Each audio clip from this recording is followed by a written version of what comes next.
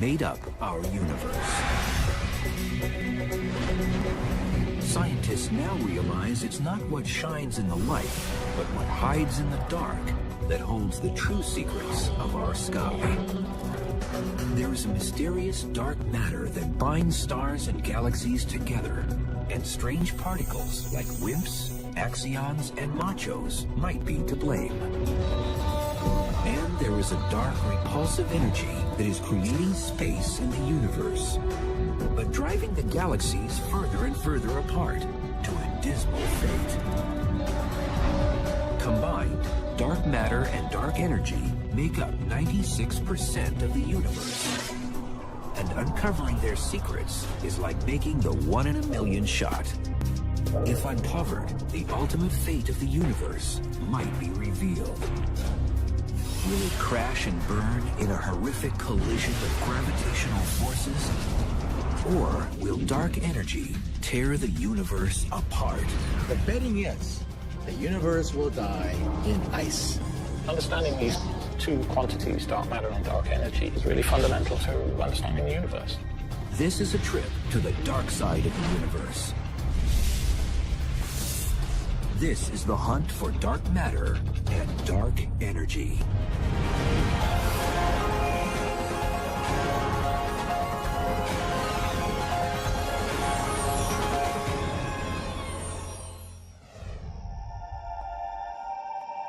Dark matter is unlike anything we have ever encountered on Earth. Billions of these strange particles pass through everything they encounter each second. They are so massive in weight, they have the power to influence the galaxies, how they form, and how fast they spin. Dark matter's invisible presence is everywhere, or so it seems. Science has not directly proven dark matter particles exist. There are many suspects, but no answers. And observing something you can't see isn't easy. It doesn't emit light and it doesn't absorb light. It doesn't interact with light at all. Not only does it not shine, you can't easily see it in obscuration. But the evidence is there. Science knows it. Every textbook on the planet Earth says that the universe is made out of atoms and some subatomic particles. Well, all those textbooks are wrong. And they are going underground to prove it. When they hear about this invisible matter called dark matter, they say, bah, humbug, show me proof that dark matter exists. Sudan, Minnesota, 200 miles from any major city lights. A perfect place for hunting dark matter, but not for obvious reasons. So you'd think we'd want to look up in the sky for dark matter. That's where dark matter's coming from, after all. But instead, we're going to don our helmets and we're going to walk down into this mine. 2,431 feet underground is the Sudan National Laboratory, an abandoned iron mine reconfigured into a research facility. This is just one lab of many around the world, going underground to shield experiments from cosmic rays. Each are racing to detect dark matter, an invisible particle that has only been indirectly observed, but never captured. We've been at this for now a decade, and we have yet to see a dark matter particle. The hunt for dark matter started almost a century ago. Astronomers finally had the tools to see deep into the night sky, and the questions began. So it wasn't until the 1920s that the technology developed well enough so that we could take little fuzzy patches that people had noticed in their telescopes and resolve them and figure out what they are. Then Edwin Hubble shocked the world and declared the universe was bigger than just the Milky Way. People realized that some of these little fuzzy patches are separate galaxies, just like our Milky Way galaxy. As astronomers discovered new galaxies, Caltech professor Fritz Zwicky looked up to the neighboring Coma cluster of galaxies and observed something strange. When he measured what the motions were in the Coma cluster of galaxies, he got an estimate for how much mass there was in that cluster. And he compared it to how much mass you could actually see by looking at the galaxies. Something didn't add up. The galaxies were moving too fast within the cluster for the amount of illuminated stuff he could see. By his calculations, there should have been 160 times more illuminated mass to account for the random speeds of galaxies in the cluster. Something else was affecting their motions.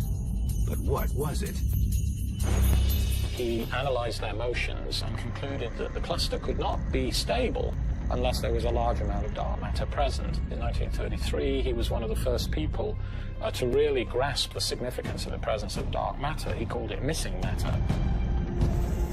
Dark matter, an invisible mass that was gravitationally attractive and was able to affect the speeds of entire galaxies in a cluster. Revolutionary thinking? Yes. But the discovery was largely ignored. I think that people took Zwicky seriously, but they didn't jump to any conclusions. This was a time when the universe was just beginning to be explored. It was the 1920s when we first realized there were galaxies outside our own. What we didn't know back then was whether it was simply galaxies or stars or gas or dust that we couldn't see, or whether it was something truly different. Zwicky's observations were based on measuring the mass in the stars and galaxies. But how do you weigh stuff in space?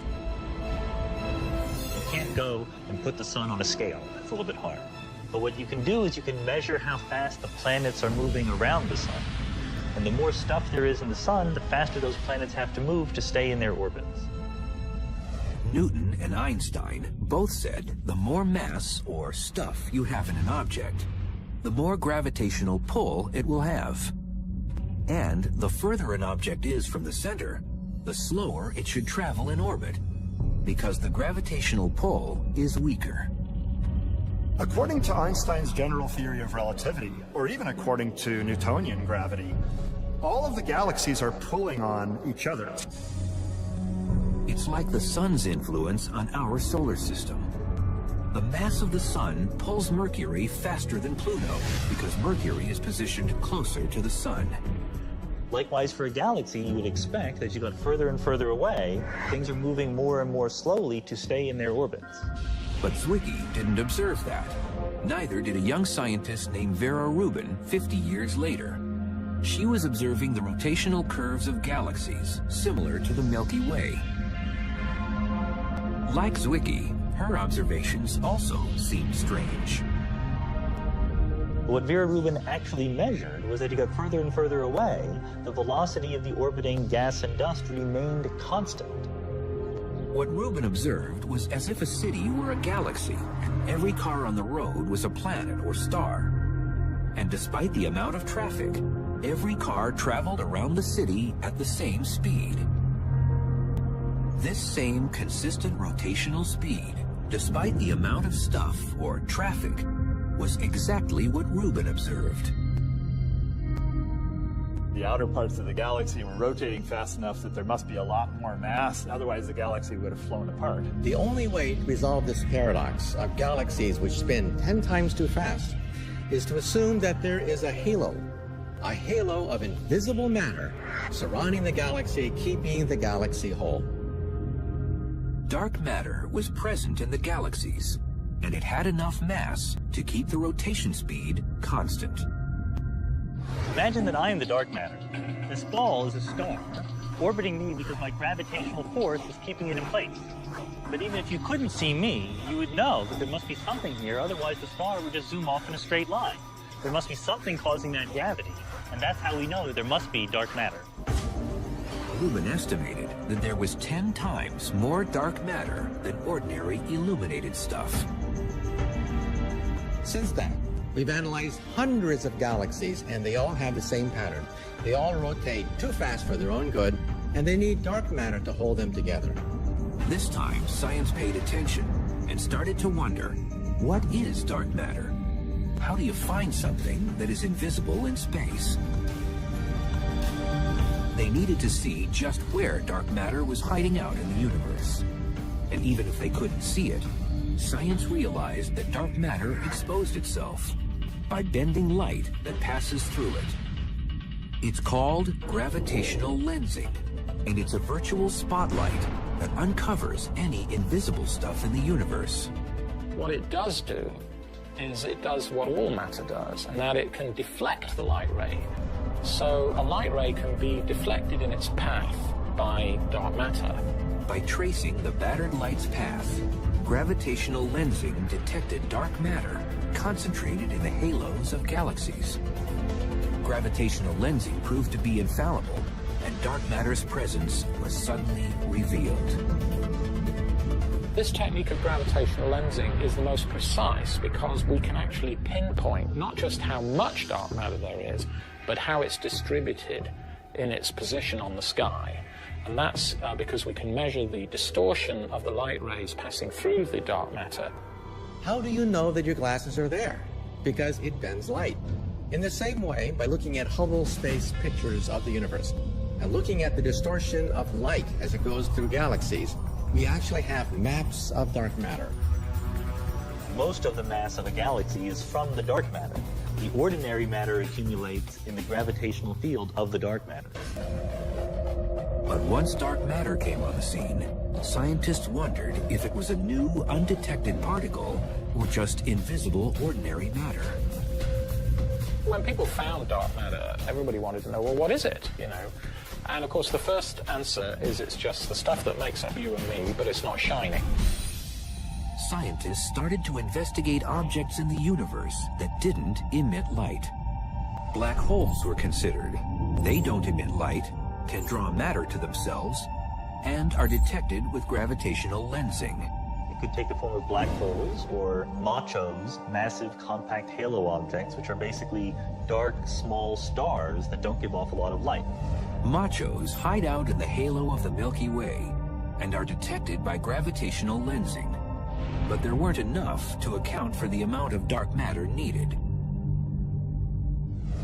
Failed stars like brown dwarfs were also suspected. They are massive enough to make up dark matter's presence. Whatever dark matter is, there is way more of it than the ordinary matter of stars and planets. 10 times more. All of the stuff that you can construct from ordinary atoms, protons and neutrons and electrons, cannot possibly be enough to account for the total amount of matter that you see in galaxies and clusters. Scientists continued to present new suspects as the search continued for dark matter. Previously discovered exotic particles like neutrinos were reconsidered. Like dark matter, neutrinos are passing through the Earth millions of particles at a time, but they are too light to account for dark matter's effect on gravity. And scientists can recreate neutrinos in particle colliders. They also come from the sun. Axions is also another possible dark matter candidate. They were invented to explain a particular glitch in one of the particle physics theories. They would be extremely light, so you search for them in a completely different way than what we're doing.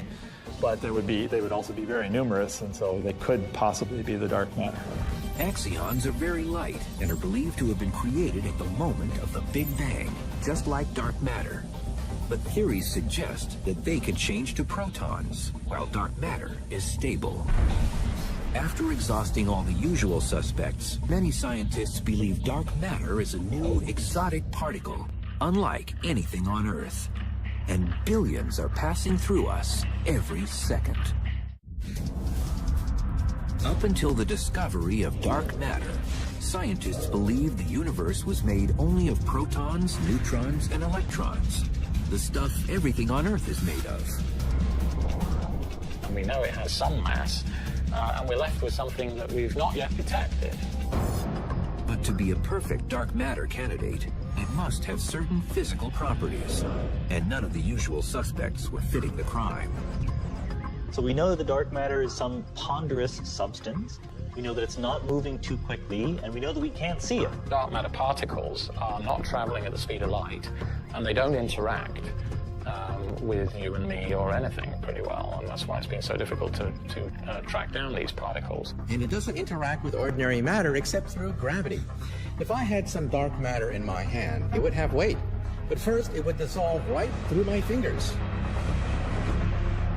There aren't any candidates for cold dark matter within what we call the standard model of particle physics.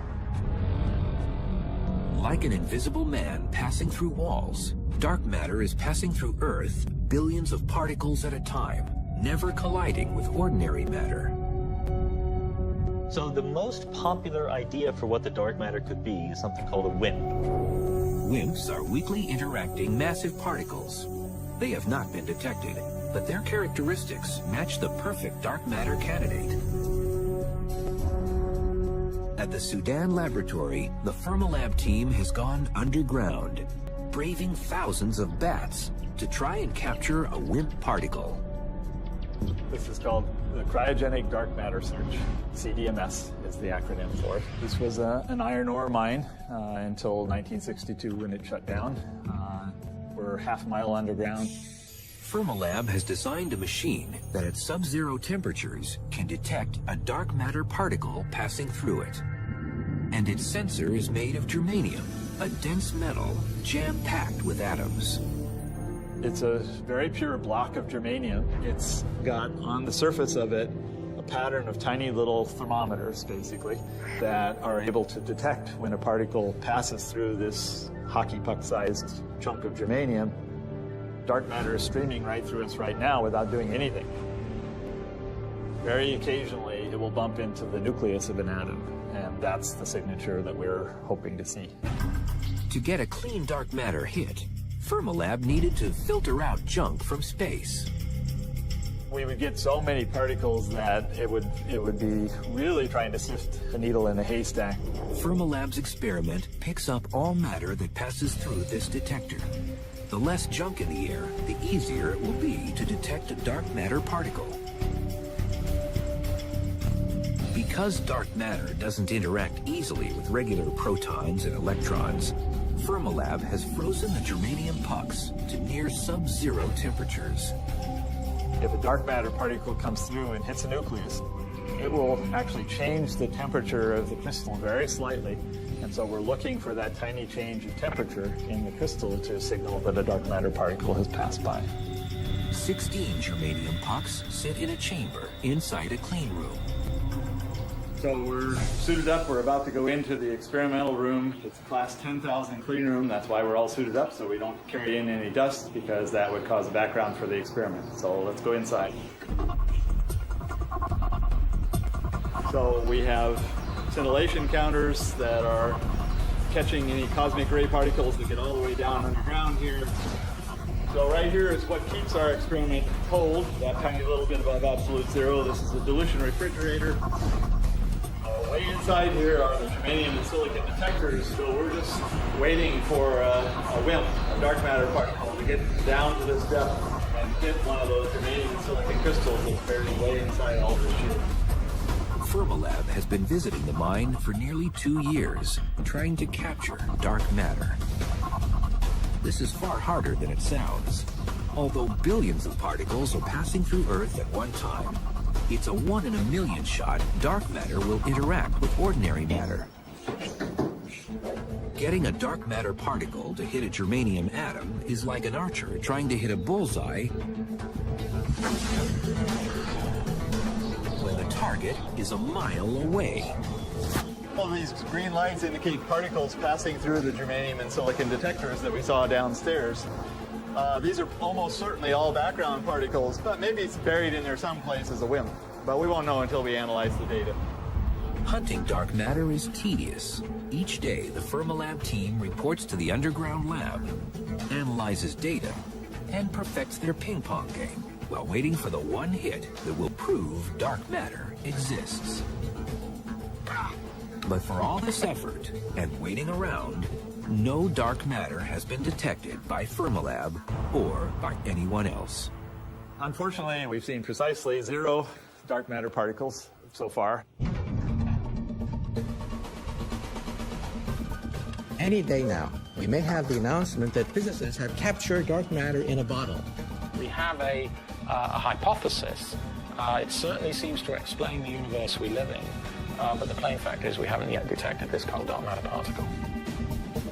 Finding dark matter will not only give us proof of its existence, but might also answer the other big questions of space.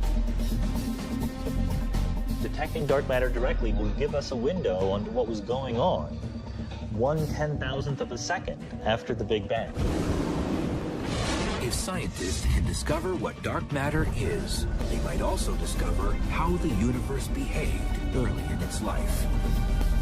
Dark matter is not only a mysterious quantity in the universe, but also it's fundamental to why we're here, in fact. It would be difficult to form galaxies and hence, the solar system and hence life on Earth.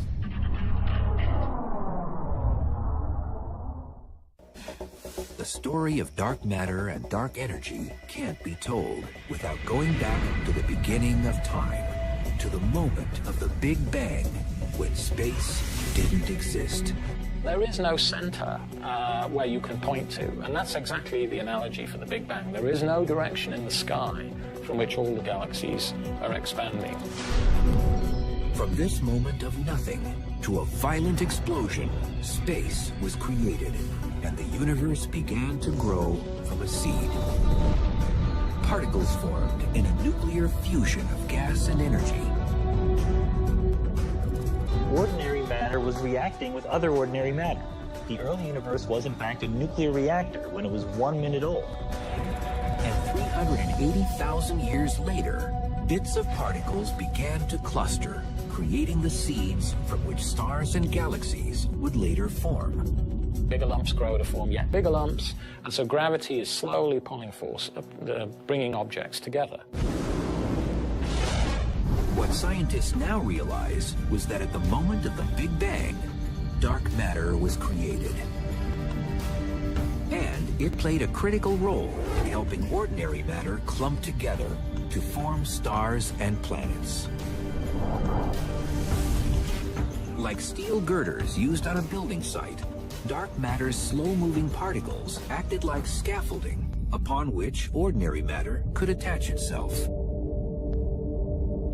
We believe that because it's cold and doesn't interact very much, that dark matter was pulled together by gravity very slowly over time and actually formed the seeds around which normal matter coalesced into galaxies. It's like a cosmic web, like a spider's web, where there are strands of dark matter, and where these strands intersect, like a scaffolding pattern. So in a sense, the dark matter is the framework. It's providing the scaffolding for the shining galaxies that we can easily see. Are really like the Christmas tree lights. They're not the actual Christmas tree. They're the things that are visible from very, very far away. But the reality of a galaxy is a big halo, most of which you don't see. You see the shiny bits that are stars and planets that have accumulated at the center of that large halo, which is mostly dark matter. Scientists have long wondered why galaxies formed in seemingly random patterns across space. Now scientists know it's because of dark matter's gravitational pull. The universe is not uniform at all, but has voids, it has clumps, it seems to have bubble-like regions. What we now believe is due to dark matter. In the last year, astronomers have been able to take their theory one step further and create a detailed 3D map of dark matter in the universe using gravitational lensing. And Einstein said that gravity affects everything, just like gravity is caused by everything. So one of the things that is affected by gravity is light itself. Because when light goes through dark matter, it bends, just the way light bends when it goes through glass. And light doesn't discriminate between ordinary matter and dark. Both types of matter batter light's path as it travels through galaxies. In a course on a map, astronomers have traced thousands of light sources as they pass through dark matter. It has given science the most accurate picture yet of where dark matter hides in space.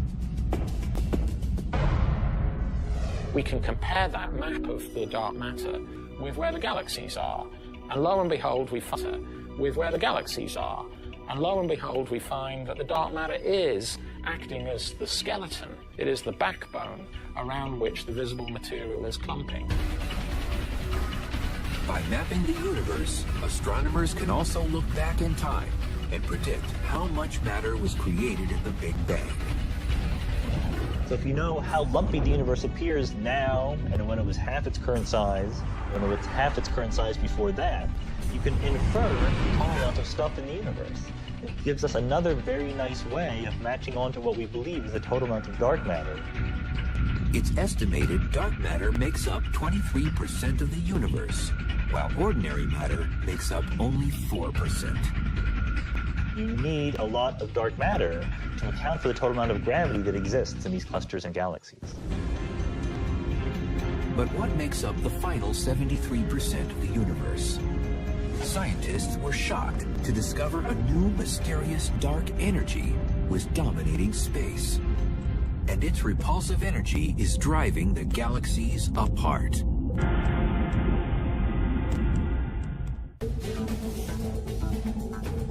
Science always assumed that although the universe continues to grow in size, it would eventually slow in its expansion, or perhaps even collapse on itself. Gravity would overcome any momentum it had. But while measuring the expansion history of the universe, scientists were shocked to realize that the universe wasn't slowing down, it was speeding up. And a grim fate awaited any living thing. The universe will disintegrate, and temperatures will become so cold that any intelligent life will freeze to death. From the moment the Big Bang created the universe, space has been expanding and never stopping, carrying galaxies along for the ride. The space in between the galaxies is expanding, but galaxies are not expanding. The Earth is not expanding, the solar system is not expanding. Edwin Hubble first discovered galaxies were moving away from the Milky Way in 1929 by realizing the more distant galaxies move faster away from us than the nearby ones. He realized he could measure their velocities by studying their wavelengths through a prism. It's called measuring the redshift and is still used to measure distances in space. And he found that, in fact, the greater the distance of a galaxy right now, the greater the speed with which it's moving away from us. That is, the greater its redshift. A few years ago, astronomers decided to use redshift measurements to measure the expansion history of the universe. But how do you measure the entire expansion history of the universe? How do you travel back 12 billion years in time? We have the capability of going back in time directly to observe the past. So much in the same way as a geologist, looks at layers in the Grand Canyon, and as he goes down into lower and lower layers, looking back in history. If you look at progressively more distant galaxies, you're looking at them as they were at progressively greater times in the past. To measure expansion history, scientists used Type 1a supernovas as their standard candle. One example of a standard candle might be a 100-watt light bulb. You could have a bunch of these things sitting around in your room at different distances from you. Then the more distant ones will appear fainter, and the more nearby ones will appear brighter. Type 1a supernovas are always consistently brilliant, no matter where they occur in space. A supernova is the colossal explosion of a star at the end of its life. It just goes kabam! And it occurs when a dying star known as a white dwarf goes through a nuclear runaway and just literally blows itself to smithereens. We find the Type 1a supernovae in very distant galaxies, so they look really faint, and then we compare them with Type 1a supernovae in nearby galaxies whose distances were measured using Cepheid variables or some other technique. Using these Type 1a supernovas, two different teams set out in the 1990s to measure the deceleration rate of the universe. But to capture supernovas as they occur, astronomers had to put the universe on surveillance. You can compare this a little bit to perhaps surveying a casino. So all these cameras are on all the time, and most of the time they don't find much of anything interesting, but occasionally they find what they're looking for. You have to look at lots of galaxies. So what we did is we took large telescopes with cameras that have wide fields of view, about as wide as, say, the width of the full moon. And we took many snapshots of space using this wide field camera. And each snapshot contains tens of thousands of galaxies.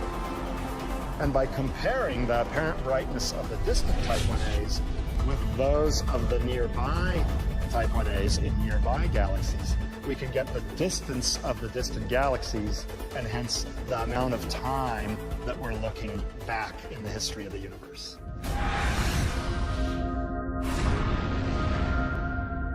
After the two teams studied the results of 60 Type 1A supernovas, scientists were shocked at their results. The universe wasn't slowing down, its expansion was speeding up. We all expected that expansion to be slowing down with time, because after all of the galaxies are pulling on one another. We were so confident we were going to measure the rate at which the universe was slowing down, and then we found, of course, a negative answer. The universe is not slowing down, it's speeding up, and this was just a big mystery. That is really, really weird.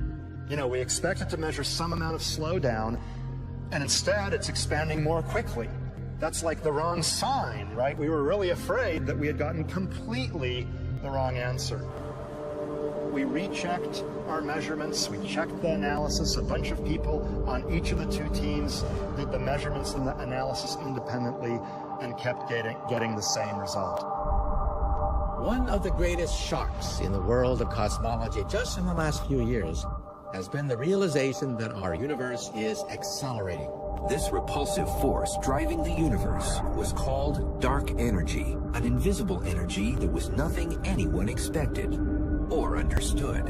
It suggests that over the largest distances in the universe, there's a repulsive effect that dominates over gravity. And dark energy was creating space, taking galaxies along for the ride. This energy that appears to fill the universe and stretch the expansion of the universe faster and faster with time is now known as dark energy.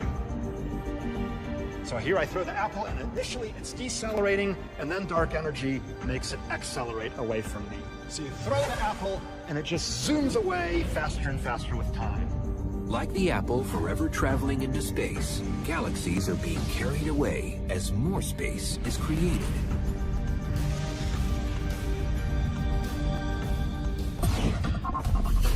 So if you could imagine, you know, a classroom populated by chairs, and those chairs are slowly getting further apart from one another within a classroom. Because if all the chairs are being stretched apart, like in the expanding universe, no matter which chair you sit on, you will find all chairs are moving away from you. So the chairs are not really expanding. In fact, the chairs are the same size, really. What's happening is that the room is getting bigger. The space in between the chairs is being stretched apart. More space is being created in between the galaxies. So you have individual galaxies remaining of constant size in a universe where all of space is getting bigger and bigger. Dark energy is very different from dark matter. It doesn't clump up like galaxies do in clusters or like stars do in galaxies. Instead, it appears to be pretty uniform, and we find the same amount of acceleration no matter which direction we look at. It's probably smooth, although some people believe there may be structure in its distribution and its influence. Dark energy is the energy of the vacuum, the energy of nothing. Even nothingness has energy, and it's pushing the galaxies apart, creating a runaway universe. It appears dark energy and dark matter have been at war with one another since the beginning of time. Science believes dark energy was created along with dark matter at the moment of the Big Bang. It has always existed in the universe, but gravitational forces of dark matter kept it in check, slowing down the expansion of space during the first 9 billion years of time. This changed 5 billion years ago when the universe grew big enough so that dark matter was dispersed throughout the universe, and dark energy wasn't so affected by dark matter's pull. As a result, the universe began to expand at an accelerated rate. Dark energy is a constant term. That was probably very insignificant when the universe was hot and dense in the beginning. So it doesn't really matter whether dark energy is there or not. It is there, but it just plays no role at all. And then as the universe gets cooler and less dense and bigger, so gravity becomes less important, and then dark energy takes over. It's a property of space that we don't yet fully understand. As the universe expanded, astronomers realized dark energy won its struggle with dark matter and started the acceleration 5 billion years ago. So there came a time, about 5 billion years ago, when the dark energy started dominating over the attractive matter in the universe. So in a sense, if you plot the force versus time, the gravitational attraction is declining with time, the repulsion is increasing with time, and about 5 billion years ago, the two curves crossed, and that's when the universe started accelerating in its expansion. Dark energy is fundamental to understand because it tells us where the universe is going. What's the fate of the universe? Is it going to expand forever and get cold and dark? Or is there, some end in sight? Dark energy now drives the expansion of the universe, and it doesn't seem to be stopping. The repulsive effect of the dark energy increased because the more space there is between galaxies, the greater is the cumulative effect of the dark energy, the repulsive effect. And individual galaxies seem destined to a lonely existence. So it looks as if this is the end of everything. Surprisingly, the theory of dark energy was proposed and discarded long ago from one of physics' greatest minds. He called it his biggest blunder. His name was Einstein, and he might have been onto the greatest discovery of the 21st century 80 years before anyone had a clue. Science now understands that dark energy is creating and expanding space. But in the early 20th century, astronomers believed the universe was only as big as the Milky Way and would never grow in size. But Einstein had just formed his theory of relativity and decided to test it on the static universe. But as hard as Einstein tried, he could not balance his equation to equal a static universe. His calculations showed a universe that must either expand or contract. He realized that if you had a universe that was smooth, that was uniformly distributed with stuff, his theory unambiguously predicted that it should either be expanding or contracting. So Einstein proposed a repulsive vacuum energy that would hold the universe in balance with attractive gravity. He called it his cosmological constant, a constant energy that would hold the universe in balance. He introduced the cosmological constant, or dark energy, to hold the universe static. When Hubble announced space was expanding, suddenly Einstein's cosmological constant seemed irrelevant, and he labeled it his biggest blunder.